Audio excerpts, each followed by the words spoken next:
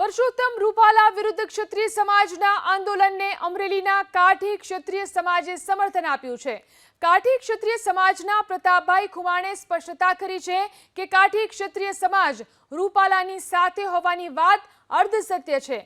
કાઠી ક્ષત્રિય સમાજ રાજપૂતોની સાથે છે તે પૂર્ણ સત્ય છે। તન મન ધનથી કાઠી ક્ષત્રિય સમાજના રાજવીઓ રાજપૂતોની સાથે છે।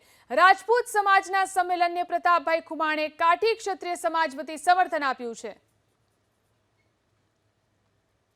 પ્રતાપભાઈ ખુમાણ આપણી સાથે છે, જેઓ સાવરકુંડલા અને અમરેલી વિસ્તારના કાઠી ક્ષત્રિય સમાજના અગ્રણી છે।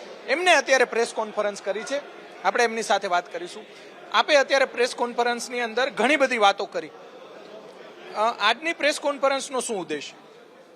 આજની જે પ્રેસ કોન્ફરન્સ જે જગ્યાએથી લેવાની, એ જે સ્થળ છે, જે ક્ષત્રિય ગરાસિયા રાજપૂત બોર્ડિંગ છાત્રાલય, એ સ્થળેથી પ્રેસ થઈ છે, એ ખૂબ મહત્વનું છે।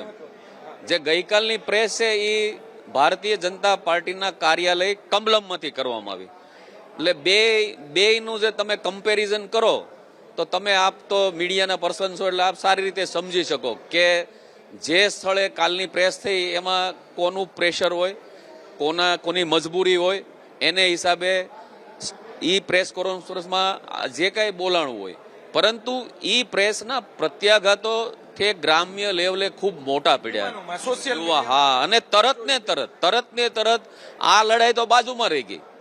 જે મુખ્ય લડાઈ છે ને એ બાજુમાં રહી ગઈ, કારણ કે એવું કહેવાય છે કે પોલિટિક્સ રાજકારણથી સગા બે ભાઈઓ વચ્ચે ફાટફૂટ ફડાવી દે તો સમાજ તો આવડો મોટો હોય, અને હા, તો આ સમાજમાં તો આવું થઈ શકાય। એટલે કાલની પ્રેસ પછી સોશિયલ મીડિયાની અંદર અસંખ્ય મેસેજનો મારો, નેગેટિવ મેસેજનો મારો થયો ગઈકાલના અગ્રણીઓની વિરુદ્ધમાં।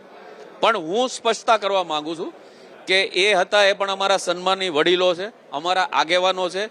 એને વ્યક્તિગત કયા કારણોસર આવું બોલવું પડ્યું, કયા કારણોસર બધા ભેગા થયા, કારણ કે આજની તારીખે ઠેક ઠેકાણે કાઠી ક્ષત્રિય સમાજ આવેદન પત્રો આપે છે, અત્યારે પણ, આજે પણ।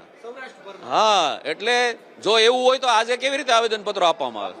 ગઈકાલની જે પ્રેસ હતી એ સમાજના જે અગ્રણીઓ છે, જે સામાજિક સંસ્થાઓ છે, એમના જે અગ્રણીઓ છે, એમને વિશ્વાસમાં લઈને કરવામાં આવી હતી કે પછી કોઈને જાણ નહોતી? મને તો નહોતી જ। હું એક વિસ્તારમાં, ભલે હું કોઈ હોદ્દો ધરાવતો નથી, હું કોઈ પદ ધરાવતો નથી, પરંતુ જે સમાજ છે એનો આગળ પડતો અગ્રણી તો શું છે દરેક કામની અંદર, જે સોશિયલ વર્ક હોય એની અંદર।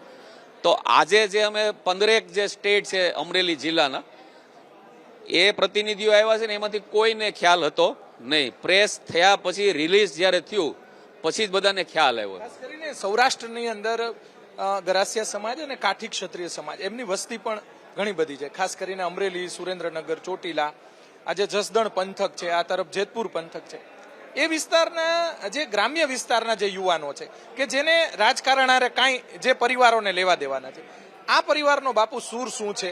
રૂપાલાને હટાવવા જોઈએ કે પછી શું એમનો સૂર શું છે? જે ગ્રામ્ય લેવલે જે યુવાનો છે ને, એ કોઈ દિવસ રાજકારણ સાથે લેવા દેવા નથી, પરંતુ સોશિયલ મીડિયા દ્વારા જે આ ઘટના ઘટી છે, જે શબ્દો ચોટ લાગે એવા બોલાણા છે ને, એને અંદર ચોટ લાગી ગઈ છે। ત્યારે કોઈ એમ નથી, આ ઘા કોઈ દિવસ રૂજાય એવો નથી, કારણ કે આને સ્લીપ ઓફ ટંગ ન કહેવાય। સ્લીપ ઓફ ટંગ તો જુદી જુદી રીતે થાય, અંદરથી બોલાયેલું અને વારંવાર પાછું બોલાવવામાં આવે છે, ત્યારે એ યુવાનોમાં ખૂબ રોષ છે।